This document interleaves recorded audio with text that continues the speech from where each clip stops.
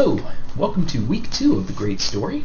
My name is Corey Whittington, and today we're going to be looking at Genesis 11 through 28. We're going to be studying the Tower of Babel all the way through Jacob and Esau. We're going to hit the life of Abraham, Isaac, the son of promise, and then end up talking about how Jacob and Esau kind of had a conflict.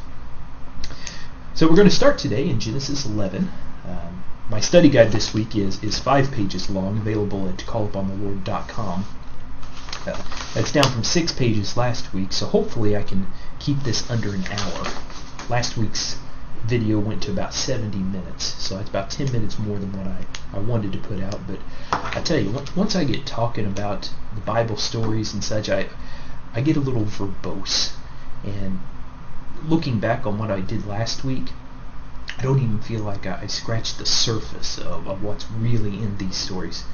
So the Great Story series is really just an overview of these biblical stories. If we wanted to really get in there and investigate everything that was in these stories, we could spend weeks and weeks and weeks just talking about one story. Since that's not really the format that we're dealing with here, I'm covering 4 or 5 stories per week. I'm basically condensing the entire Bible down to, a 31-hour series. It's really not a good exegetical analysis of the Bible. But like I said at the beginning, this is just an overview. It's kind of to whet your appetite so you see just how much is there. So hopefully you dive in and learn more. So that's my goal for these stories. I hope that you do that. So let's begin here with Genesis 11, talking about the Tower of Babel. So we'll remember from Genesis 10 from last week, what we ended up was there was a big flood, a worldwide flood that destroyed the entire world except for one family. We have Noah, his wife, his sons, Ham, Shem, and Japheth, and their wives. Now that was all that was left in the entire world. So we're basically looking at repopulating the entire world from this one family. Now God had ordered them spread out, repopulate the earth. Now we come down to the Tower of Babel, and we find here that people are not following the commands of God.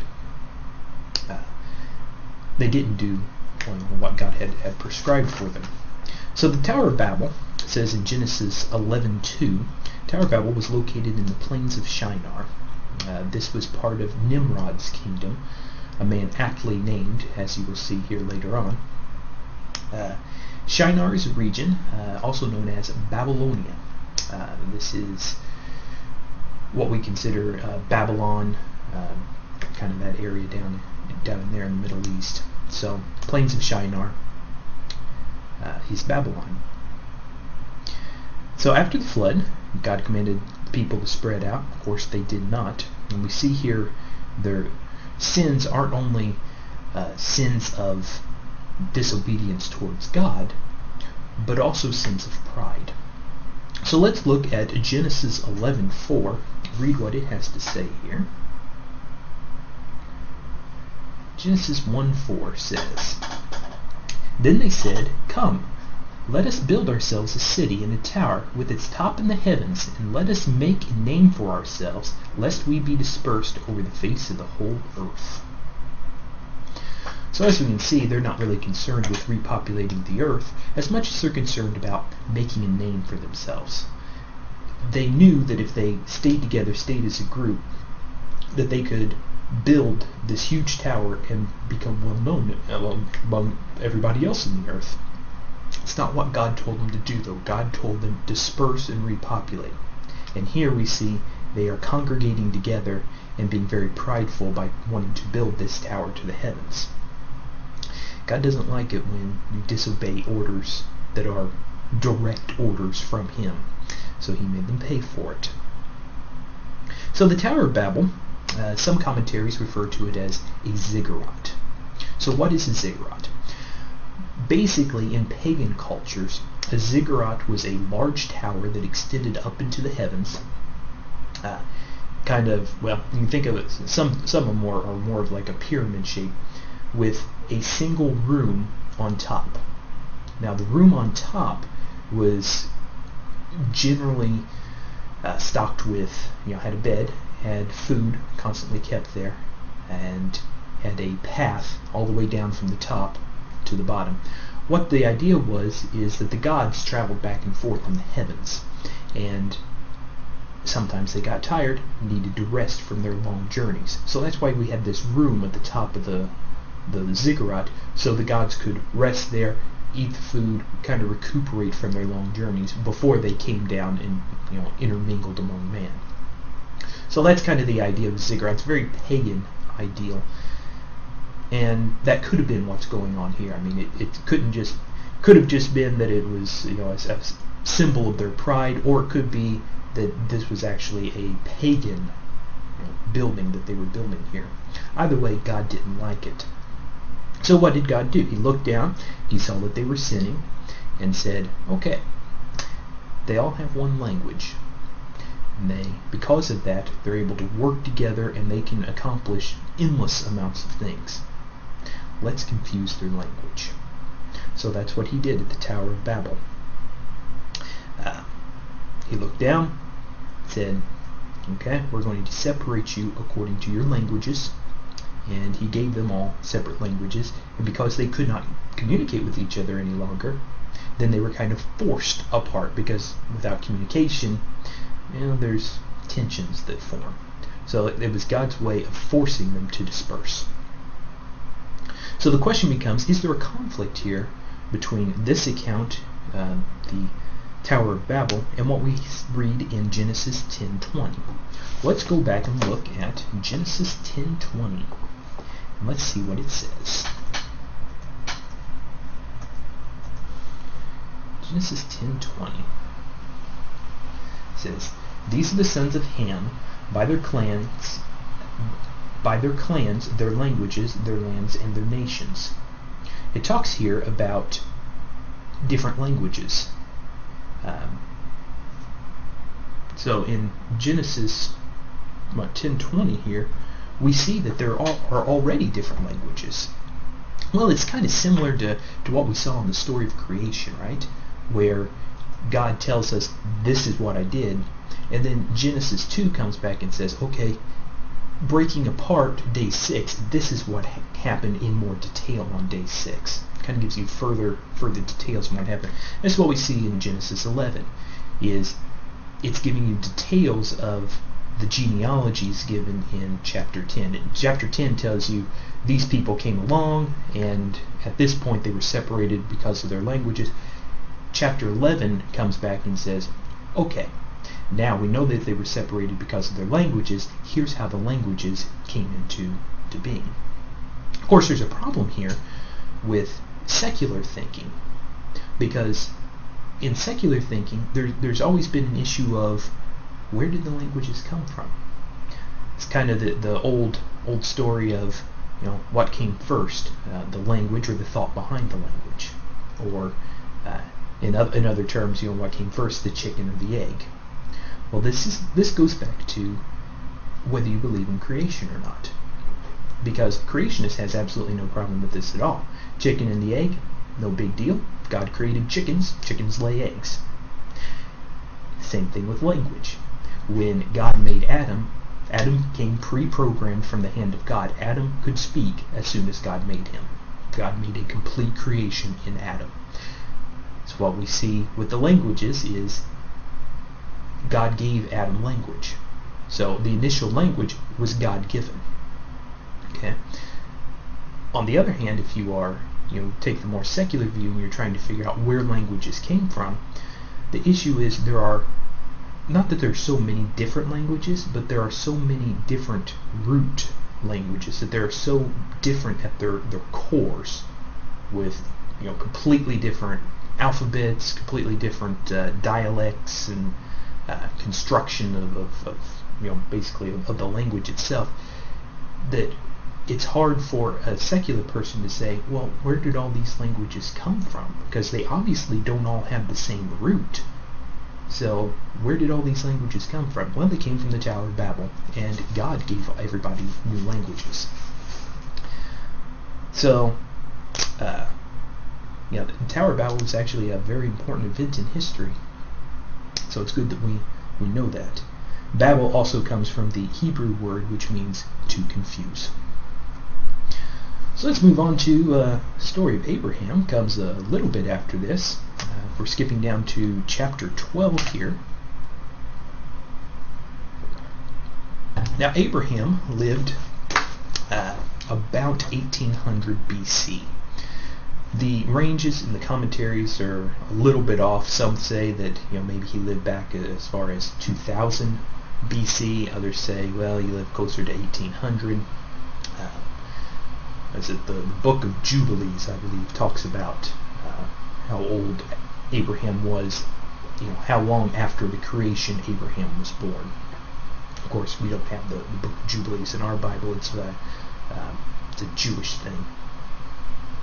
But we think that Abraham was born around 1800 BC. Okay, in your study guide, you'll see that I have a little map here of basically how Abraham moved around. His family originated in Ur. That's where his father Terah was. Of course, Terah was an idol maker. That's how he made a living. So it's interesting that Abraham came, his father was an idol maker, yet Abraham was the chosen of God. So it's interesting how God chooses people. But Abraham migrated from Ur up to Haran, and then down to Canaan, to Egypt, and then kind of back again. So Abraham himself, actually his name initially was Abram. He got his name changed later on by God. Abram means father or high father. He was 75 years old when the Lord called him out of Ur. Of course, the Lord called him, said, take your belongings and go. And he didn't quite obey God there. He didn't just leave his father's household. He took his entire family. He took Lot with him. He took a lot of possessions and people that really God didn't command him to do. And you'll see that's one of the things that we see about Abraham was that he wasn't like Abraham was a perfect man. He had his problems, yet God called him for a specific purpose. And there's a pattern of that all the way through the Bible that we see. Matthew was a tax collector. Who's going to listen to a tax collector? Tax collectors were villains almost. Of course, Peter was a fisherman. It's very low on the totem pole of social classes, if you will. All through the Bible, God chooses people that are not necessarily well-to-do, super intelligent, even well-spoken. Moses was concerned because he couldn't speak well. He asked God, he's like, look, God, I'd love to go down and talk to Pharaoh for you, but I don't have the words to speak with. And God told him that he would give him the words, but Moses kept complaining. He said, fine, I'll let Aaron speak for you. So God has a kind of a pattern of choosing people that aren't necessarily perfect or even the best among the people that he could choose. But it's God's will that is always done. So we see here Abram is 75 years old when he leads Ur. Now, 75 years old seems like old, kind of old to us, yet Abram lived 205 years, I believe. So he's really just middle age at this point. His wife Sarah was about 10 years younger than he was. I think she died when she was 127. So Sarah's 65. She's also middle-aged and very beautiful. So what happened here? Abram left Ur, went to Haran. When he was in Haran, he went down to Bethel, built an altar to the Lord to worship. During that time, Abram and his wife Sarai, who also had her name changed later on. Sarai means princess, by the way. They moved down to Egypt. There was huge famine in the land. They decided to go down to Egypt to kind of weather this famine. Except Abram didn't trust God. He trusted God enough to leave Ur and to set out and follow what God had commanded him to do, yet he didn't trust God completely. And we see that here when they get down to Egypt, because Abram's suddenly terrified. He says, Sarai is a very beautiful woman, and if I go into Egypt and start hanging around there, they're going to see how beautiful Sarai is, and they're going to come kill me so that they can have her. What to do? Well, he decided not to trust God, kind of take the situation into his own hands, and instead said, well, she's my sister.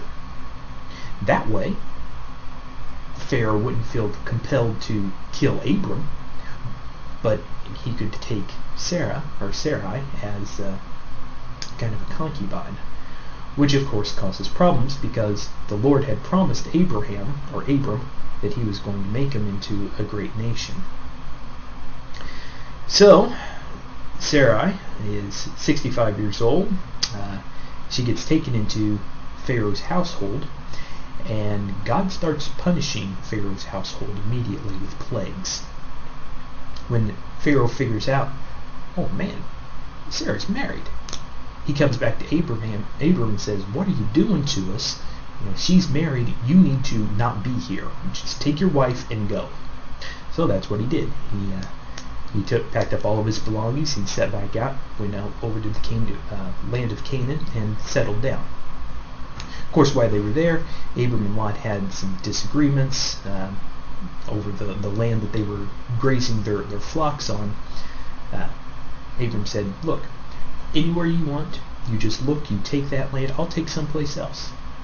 So Lot decided to settle down into the Jordan Valley area, and which was where Sodom was.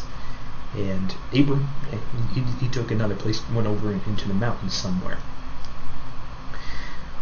Unfortunately, we have some issues here because Lot settled in Sodom. Well, the whole region was kind of in conflict during this time. So Lot gets caught up in war, Sodom ends up being attacked, and Lot gets captured. So what does Abram do? Abram immediately gets together some men and goes with another king and basically helps rescue Lot from his captors. Now it's interesting here that Abram was willing to give up his wife to Pharaoh, but he wasn't willing to give up his nephew to his prisoners. He immediately set out to free Lot. I think we have some skewiness going on here. Anyhow, we see here in Genesis 14:3, the word Hebrew is used. Now this is the first time Hebrew actually appears in the Bible. It calls Abram the Hebrew. Hebrew literally means one who has crossed over. In this case, probably means one who's crossed over the Jordan River. If you want to spiritualize that a little bit, there's kind of a spiritual Jordan. So one who has crossed over the Jordan River would be one who is with God, basically. One who is close to God. Now it doesn't really imply that here. I've just heard other people speak on that. So kind of something cool that you can kind of work in there. So Hebrew is used here for the first time. Upon returning from the battle, Abram runs into Melchizedek. He's the king of Salem, which will later become Jerusalem. Now Melchizedek is the high priest of God. So at this point, Abram gets blessed. He also feels compelled to give a tithe, 10%, right here. Now this is not something that is commanded of him. This is a voluntary tithe. And we don't know whether it was 10% of everything that he had, or whether it was just 10% of the best that he had. But he did feel compelled to give 10% of the spoils from this little battle that took place. Give that over to Melchizedek. So this is the first place in the Bible where we also see tithe is given. And it's not something that is ordered or compelled. It is something that is done voluntarily.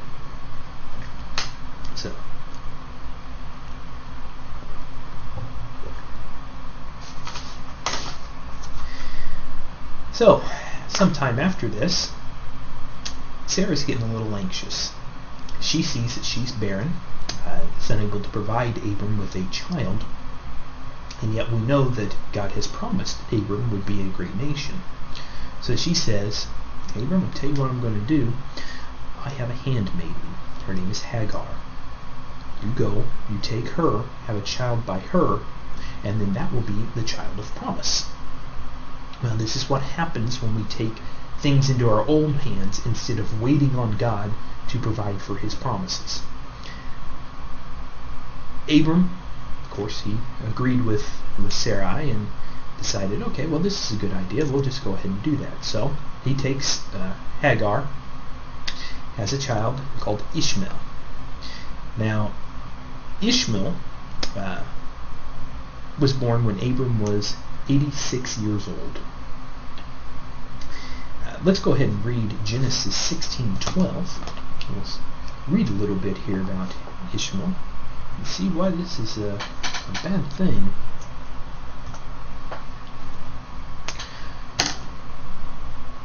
So Genesis 16:12 says, "He shall be a wild donkey of a man. His hand will be against everyone, and everyone's hand against him, and he shall dwell over against all of his kinsmen."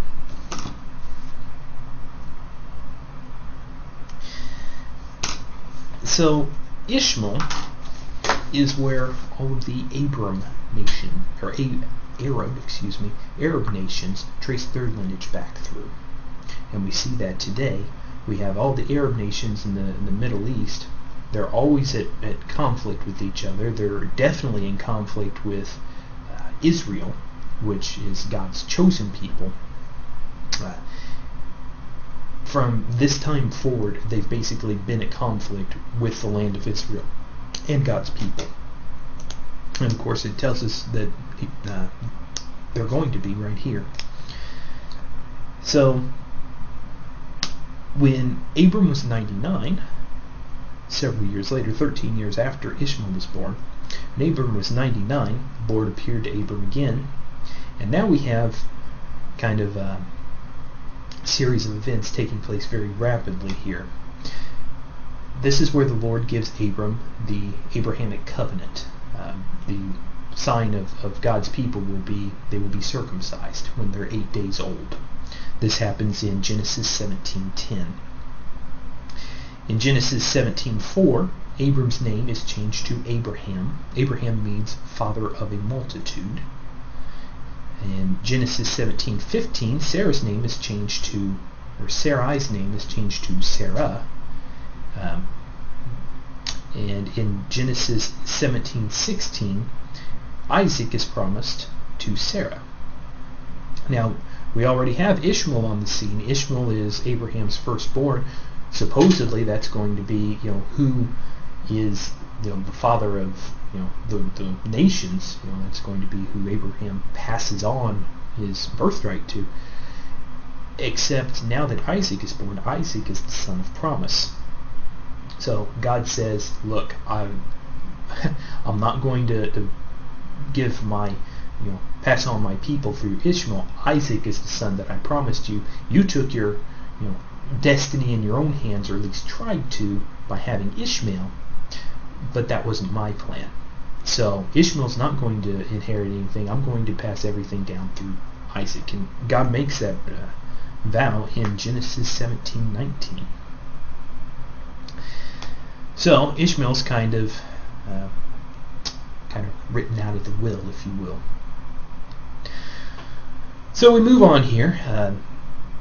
This is kind of a little break from the Isaac story. We're going to move into the Sodom and Gomorrah story, and then kind of come back here a little bit. It's in the narrative. It kind of changes up a little bit.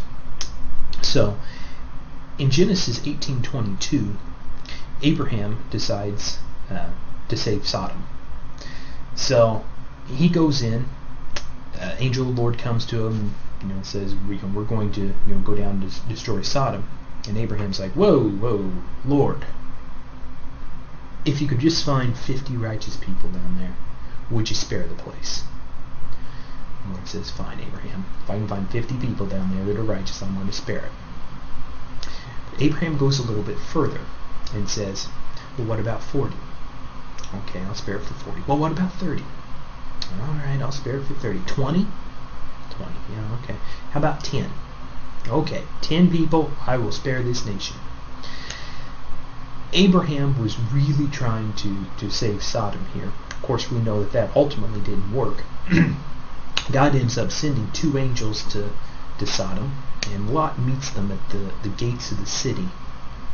And the angels tell him, it's like, look, we're going to destroy this whole area. It wasn't just Sodom they were going to destroy. They were going to destroy several of the cities in that area. And Lot sees him coming and meets him at the gate and it's like, look, you need to come into my house immediately. Because he knew just how wicked the people in this city were. Lot takes him into his house, and at evening, the men of the city, the old men, young men alike, they come to Lot's door and said, we saw those men come in here. We want them. We want to know them.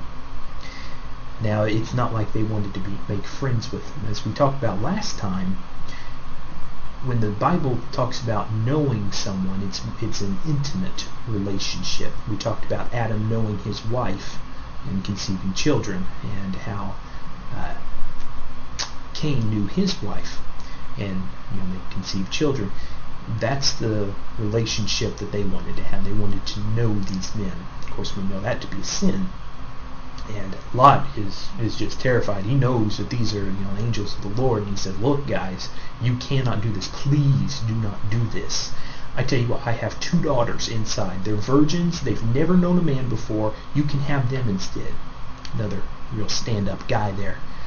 But he offers him his daughters in place of these angels. Of course, the sin of the people of Sodom was so great, they didn't want the daughters. They wanted the angels. And they started to accost Lot, and the angels, opened the door and drug Lot back inside, and basically saved his life at that point. And so the angels told him, he said, look, we're going to destroy this city. You need to get out. Just flee the land completely. And Lot convinced him to let him flee to the city of Zor. I think Zor was initially scheduled for destruction as well, but Lot kind of convinced them, I guess, not to destroy that city. But the angels told him, you will flee. As soon as you reach your destination, we're going to destroy this city. Don't even look back. We're destroying this place. Of course, we know further in the story that Lot leaves the city. Once he reaches his destination, fire and brimstone rains down from heaven to destroy Sodom and Gomorrah, and his wife looks back. And as she does, she's turned into a pillar of salt. She didn't follow the commands of God, and as such she was judged. She was kind of looking back onto her old life, kind of with a longing, like, well, gosh, I really liked it back there. Why do we have to leave? And that's why she was turned into a pillar of salt.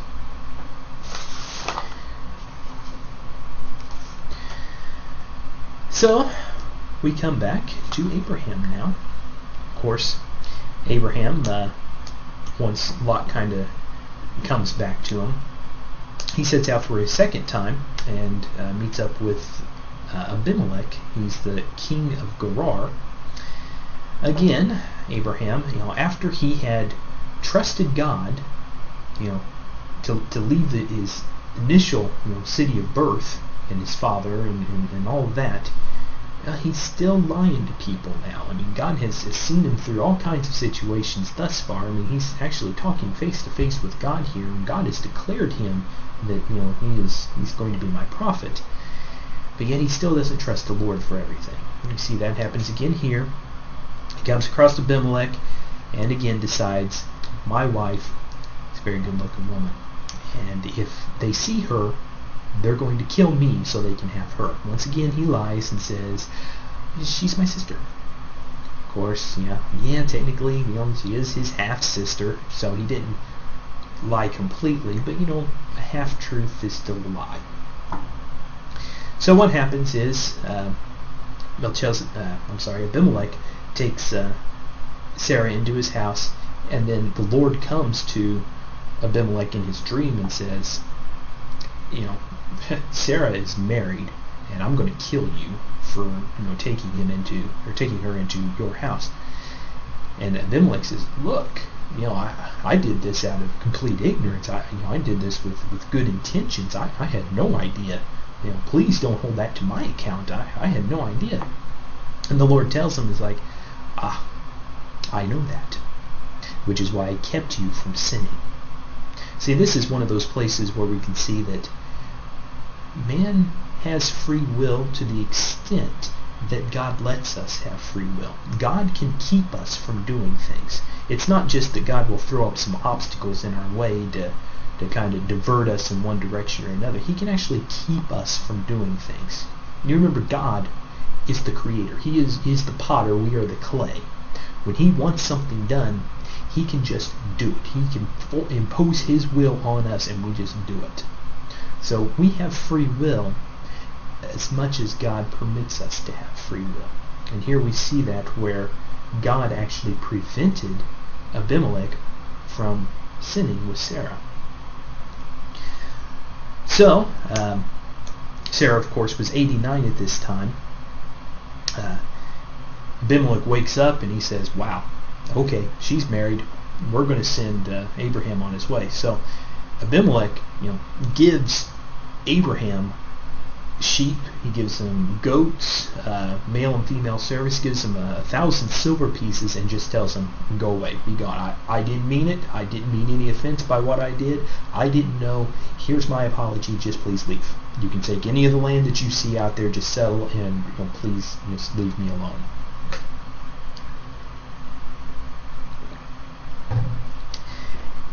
And of course, last thing here on Abraham, in Genesis 27, it refers to Abraham as being a prophet of God.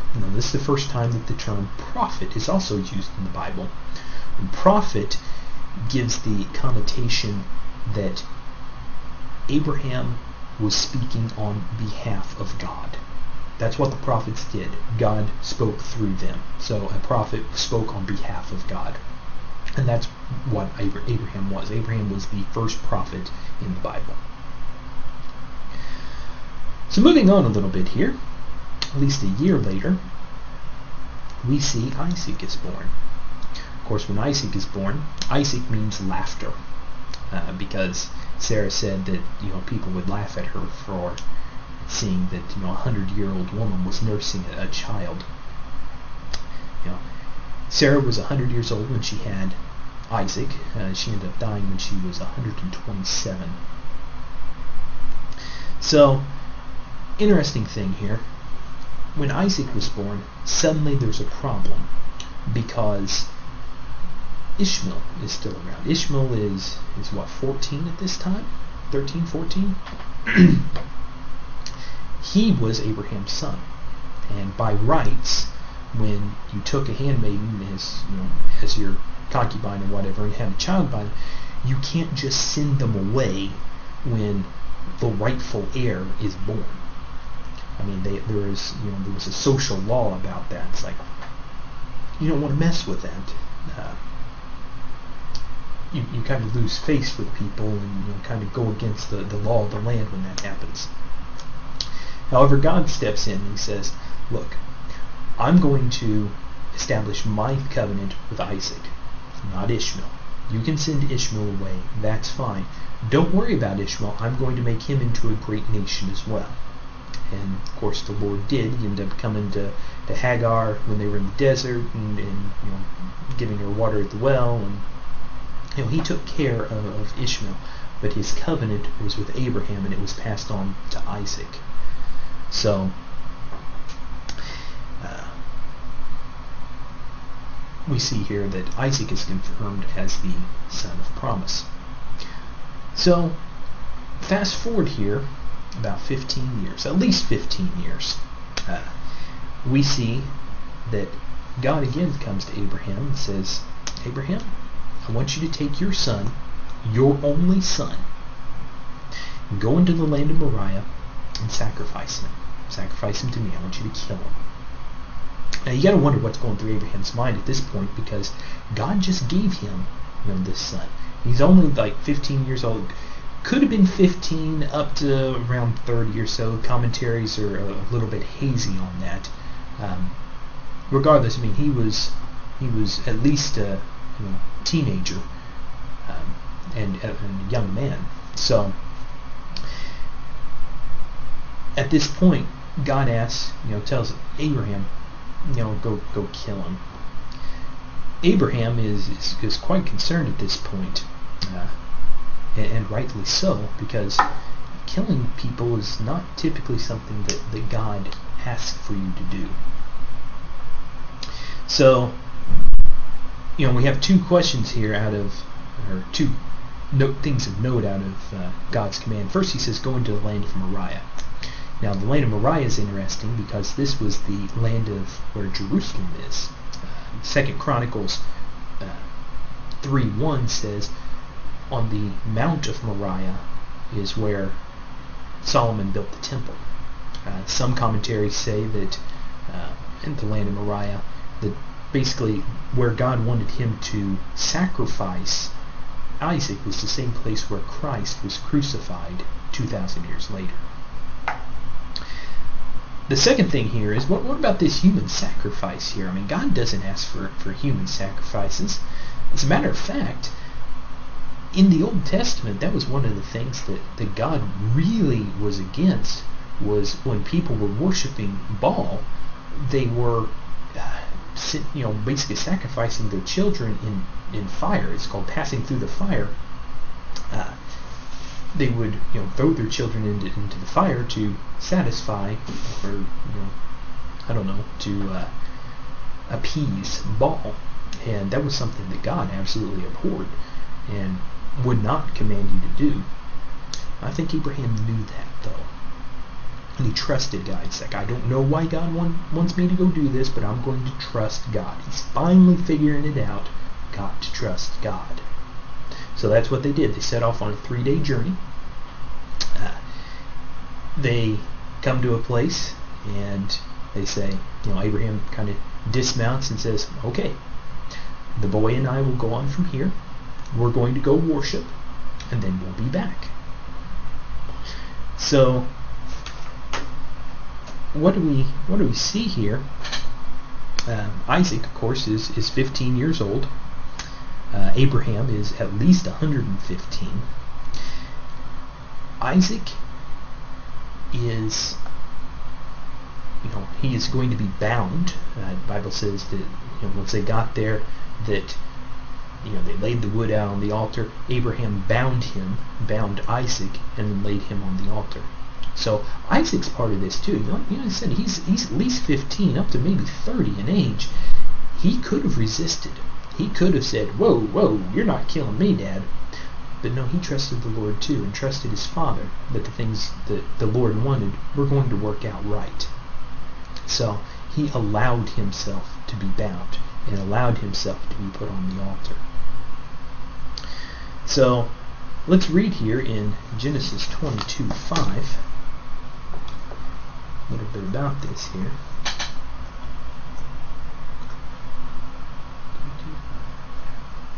Okay.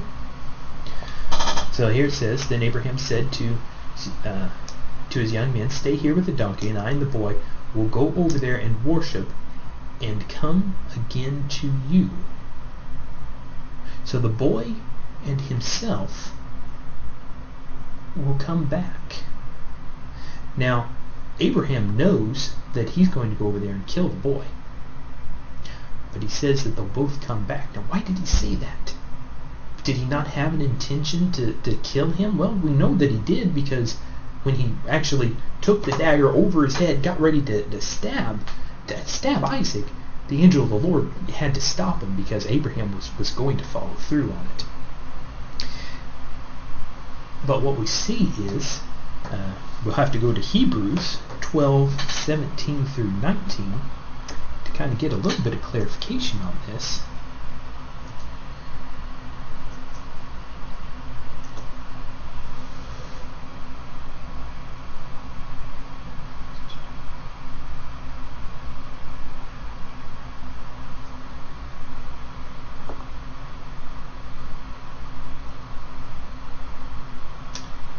Yep, I have the wrong reference there. Well, I'll have to change that in my study guide. But basically in Hebrews, it's going to say that Abraham knew that the Lord would provide his own lamb for him. That even if he were to kill Isaac, that the Lord would raise him from the dead. That was the faith that he had. He knew that God was going to, Isaac was this child of promise, that God was going to establish his covenant with Isaac as well. So if Abraham had to kill Isaac, well, God was going to raise Isaac from the dead, because that's how the covenant was going to be kept. So we have a true faith demonstrated here. Of course, the story continues. Abraham tries to kill Isaac. Angel of the Lord comes to him and says, whoa, stop. We're not going to let that happen. And then, of course, Abraham looks up. He sees a ram caught in the thickets, and that was what they used for the sacrifice. They untied Isaac. They went over. They killed the ram. They sacrificed. They worshipped. Of course, the angel of the Lord tells him in Genesis 22:12, "Do not lay your hand on the boy or do anything to him, for now I know that you fear God, seeing you have not withheld your son, your only son, from me."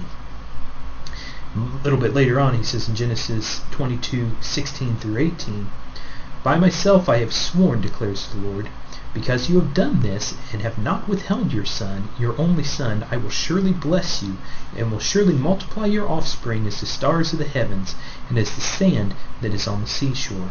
And so your offspring shall possess the gates of his enemies, and in your offspring shall all nations of the earth be blessed, because you have obeyed my voice."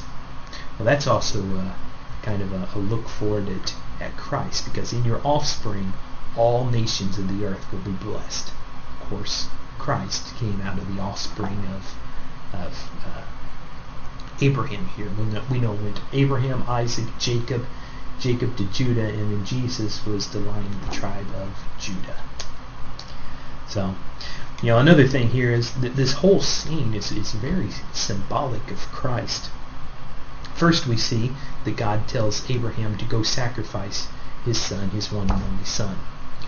Well, that's very reminiscent of John 3:16. "For God loved the world, so he sent his only begotten son, so whoever believes in him should not perish but have everlasting life." God himself sent his only son as a sacrifice. God provided the lamb, just like Abraham said he would. God will provide his own lamb. Second thing here we see, of course, Abraham bared the implements of his sacrifice to where he was going. I mean, he carried the wood and such that was going to ultimately be part of the sacrifice. Jesus, he carried the cross to the place where he was going to be sacrificed. And of course, it says Abraham says that God will provide a lamb for himself, and God did. He provided Christ, who died on the cross for our sins, and thus was a blessing to all the nations on the earth. So we go forward a little bit in time. Isaac ends up growing up. He gets married to Rebekah. Of course, there's a whole scene where Abraham sent his servant off into the land of his birth to get a wife for Isaac. The servant prayed to God that this woman that would come and meet all these different conditions, that would be the wife for Isaac. And of course that happened. He found the perfect wife for Isaac, brought her back, and Isaac married her. Of course, we see Isaac is not the paragon of good either. He, matter of fact, committed the same sins that his father did before him. He too went and met with Abimelech, and Rebekah was a very beautiful woman. He was afraid that Abimelech would kill him so he could have Rebekah. Consequently, he goes in and says, "She is my sister." Again, we have a man not trusting God, a man that is not perfect, that sins, but yet God has established his covenant through, and God is using him. So, we have Abimelech being deceived. This time we don't see a dream revealing the deception. Instead, Abimelech looks out the window and sees Isaac and Rebekah down there. I think the Bible says caressing each other, kind of in a loving embrace, and sees, wow, okay, that's not his sister. So he goes to Isaac and says, why have you done this? Why have you deceived me? Go, just take your wife and go. Further, he said that any of my servants that touch Rebekah, they'll be put to death. This is God's way of preserving his line, of preserving his covenant. Because if Rebekah is violated, has children by another man, then there's question on whether that covenant that was made with Abraham was actually kept. No, it was kept. Isaac married Rebekah. Rebekah had children, had Jacob and Esau, and they were definitely Isaac's. No other man touched her. So moving forward, our last story of the day, we have Jacob and Esau. This happens in Genesis 25:19. Jacob, whose name means deceiver, and we'll talk about that a little bit later, and Esau, whose name means hairy or rough, because when Esau was born, he had red hair all over him already. Genesis 25:23 talks about that. Let's go over there and look at that. 25:23. It says, and the Lord said to her, 2 nations are in your womb, and 2 peoples from within you shall be divided. The one shall be stronger than the other. The older shall serve the younger. Okay, so first off, the 2 nations are Jacob, which is the nation of Israel, and Esau, which is the nation of Edom. Now, Edom also means red. There's a play on word a little bit later on. Of course, Esau had red hair, and he also gave up his birthright for a bowl of red soup. So there's a little bit of some play on words there. But the nation that Esau is the father of is Edom. So this prophecy here is a little bit unusual, because generally speaking, the older child was the one that was in charge of the entire family, and the younger child would serve the older child. So it was against social norms for the Lord to say this. Like, what's going on here? Well, we have 2 things here that we need to look at. There is a birthright, and there is a blessing, and they kind of go hand in hand with one another. Now, the birthright was given to the firstborn. The birthright entailed a double inheritance of whatever the father had. So, basically, when the father died or was getting close to death, he would pass on the birthright to his children. The oldest would get a double portion of whatever the father had, and then the individual children would each receive 1 portion. So the oldest child always received the most. The second thing you had was the blessing. Now, the blessing was also generally given to the oldest child, but not always. Of course, we see that as an example of a little bit later on, we see Jacob blessing his children. He ends up giving his blessing to Judah, his 4th child. So it's not always the case where the first child receives the blessing.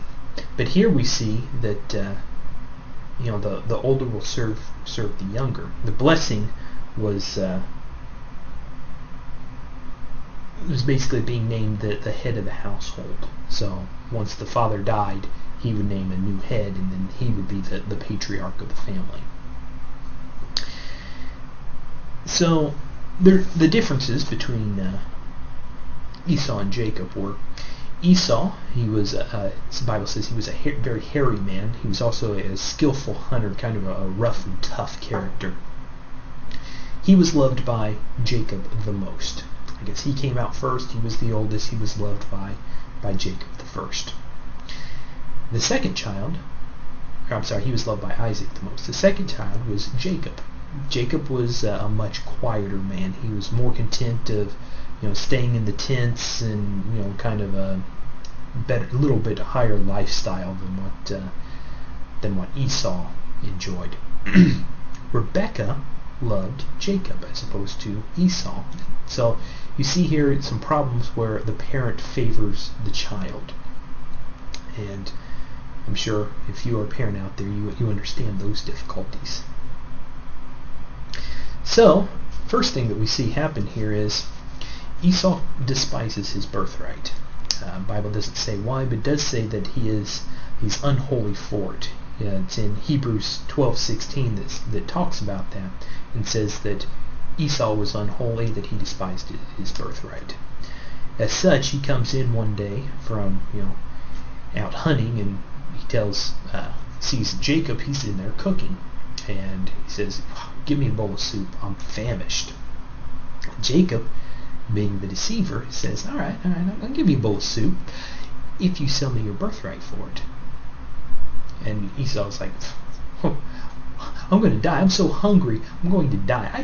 What do I need a birthright for if I'm going to die? Here, you can have it. So he signed over his birthright for a bowl of soup. Jacob basically tricked Esau out of it. So that of course, tricked him out of his birthright. That's the double portion right there. The second thing is the blessing. What happens to the blessing? Who gets named the head of the household? Who is that covenant passed on through? Of course, many years pass by. Isaac, it says, becomes dim in the eyes. Basically, he's blind now. He can still hear, he still functions, he's just blind. He's kind of old and feeble, if you will. So he's ready to pass on his birthright, or pass on the blessing to his children. So he tells Esau, he's like, Esau, go out. I want you to go hunting. Kill an animal. Fix it the way that I like it fixed. Bring it into me, and I will give you my blessing. Esau's, okay, we'll do that. So Esau, in good faith, he sets out to go kill game so he can bring it back to his father and he can receive a blessing. Rebekah overhears that, and it's like, I want Jacob to receive that blessing, not Esau. So Rebekah goes to Jacob and tells her what's happened. It says, this is what I want you to do. I want you to go out, I want you to kill a couple of goats and bring them to me, and I will fix them the way that your father likes. Let you take it in, you'll receive the blessing. Well, Jacob's concerned about this. Like, now wait a minute here. I'm different than my brother. I'm smooth as skin. I don't have the hairiness that my brother has. He said, don't worry about it. They took the skins of the goats and wrapped it around his hand and the back of his neck so he would feel hairy to the touch. And that way his father would think that it was Esau coming to him and not Jacob. So Rebekah fixes the food. Jacob carries it in. He says, Father, I'm here. And Isaac's confused. He hears Jacob's voice. But yet when Jacob comes closer and he feels his hand and feels his back of his neck, it's like, but he's hairy like Esau. Now, first off, I got to think here. Esau must have been extremely hairy, an extremely hairy man, if goat's hair is what feels like his skin. Just saying, that's pretty intense. So anyway, Jacob presents that food to him, and Isaac accepts it. He eats, like, okay, all right, this is what I asked for. So he proceeds to give his blessing, pass on, basically the patriarchship of the house, pass that on to Jacob. Jacob receives the blessing. He leaves. A little while later, Esau comes in with the game that he had killed and prepared for his father. As soon as Esau comes in, it says Isaac starts trembling violently. It says that in Genesis 27:23. He starts trembling violently because he knows that he's been deceived.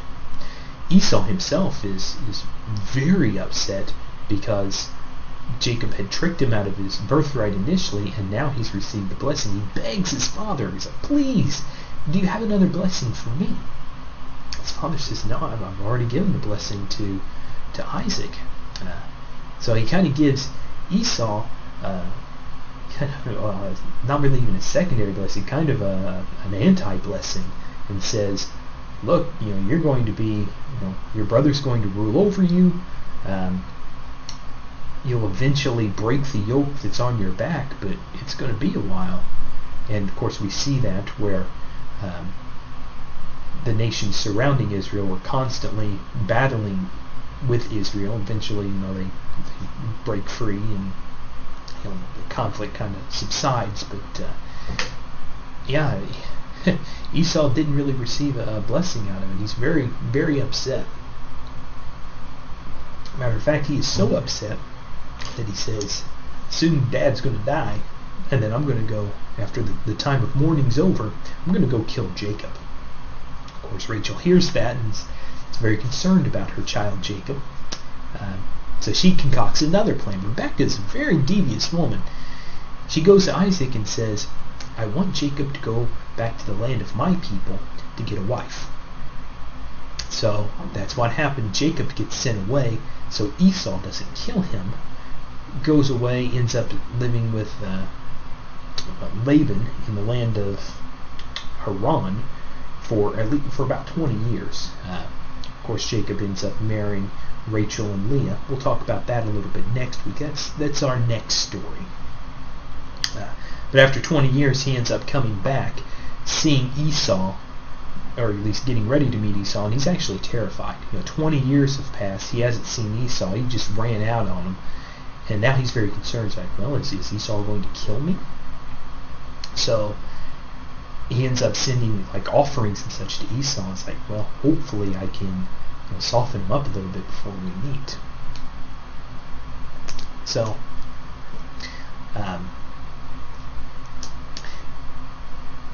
ends up that lost my place here. So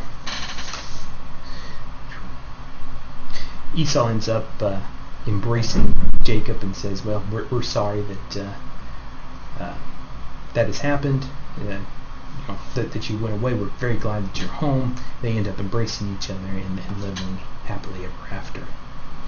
So what do we learn from these stories? Basically, God does not use perfect people for his purposes. We see Abraham, Isaac, and Jacob, they were all liars. They were not perfect people. They had their faults. But when God chooses someone to use, he will use them so his will is accomplished. Second thing is, God's still on the throne. He will accomplish his purposes no matter the circumstances. So, it doesn't matter what we try to do. Ultimately, God's will be done in our lives. So, that's why we need to, adhere to what he says, because ultimately, whatever he wants will be done. And finally, God fulfills his word and promises. When God gives a covenant, he will always fulfill his side of it. Many times, we don't fulfill our side of it, and that causes problems. God, on the other hand, who always tried to guide us back to the covenant. Now, he told Abraham that his descendants would inherit the land of Israel. Well, when his descendants decided to turn away from God, God punished them. Sent them down to Babylon, and basically they were in captivity for 70 years, but he gave them back what was promised to them. So God always keeps his promises, and he always keeps his word. We just need to stay in tune with God. So that ends our second week here. Next week we're going to be covering Joseph and his time in Egypt, and we're going to be looking at all the troubles that he went through in his life and how God glorified him, used something that was meant for evil for good. And for the good of God's people. So I hope you enjoyed this week's story, and I hope to see you back here next week. So read up on Joseph, and next week we'll cover that. So until then, God bless you, and you have a good week.